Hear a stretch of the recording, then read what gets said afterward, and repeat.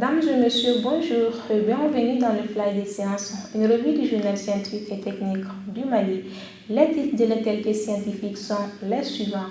Le laboratoire PROSLAB, en collaboration avec le journal scientifique et technique du Mali, a procédé à une remise de dons d'une valeur de 25 millions de francs CFA au gouvernement malien dans la lutte contre le Covid-19. Toujours dans la lutte contre le Covid-19 au Mali, le département médecine traditionnelle de l'Institut national de santé publique, l'équipe de la professeure Rokia Sanogo s'active pour proposer un traitement à base de plantes. Comme annoncé au titre, dans la lutte contre le Covid-19, le laboratoire PROSLAB, en collaboration avec le journal scientifique et technique du Mali, a fait un don d'une valeur de 25 millions de francs CFA le jeudi 16 avril dernier au ministère de la Santé et des Affaires sociales. Le don était constitué de peroxyde d'hydrogène, des bidons de P3-azonien et des bidons de l'eau de javel liquide à 14% prêts à être employés. Issa Kaba, président directeur du laboratoire PROSLAB. Il s'agit de 2100 litres aussi de digosan. Le digosan, c'est un mélange de paracétalique, c'est-à-dire l'acide acétique glacial, mélangé de peroxyde d'hydrogène, qui est très efficace et très puissant dans les zones où vous considérez être beaucoup plus risqué, donc avec des doses techniquement bien modérées qui peuvent fabriquer à des millions de litres de désinfectants. Le ministre de la Santé et des Affaires sociales, Michel Amala Sidibé, a vivement salué les donateurs et il invite la population à respecter les mesures prises pour lutter contre la propagation du Covid-19 dans le pays.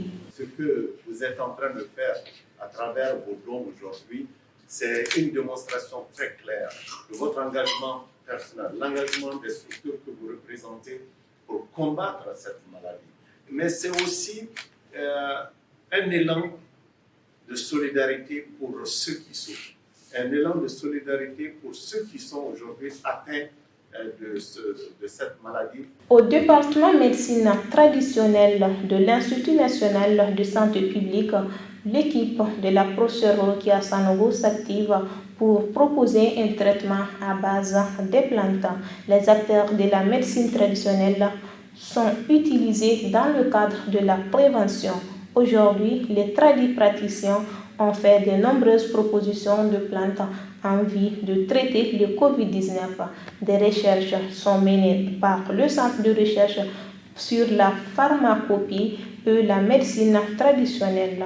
Le premier produit que j'ai proposé et que j'ai envoyé déjà une description à mes collègues dans notre équipe, ce produit est reconnu antiviral.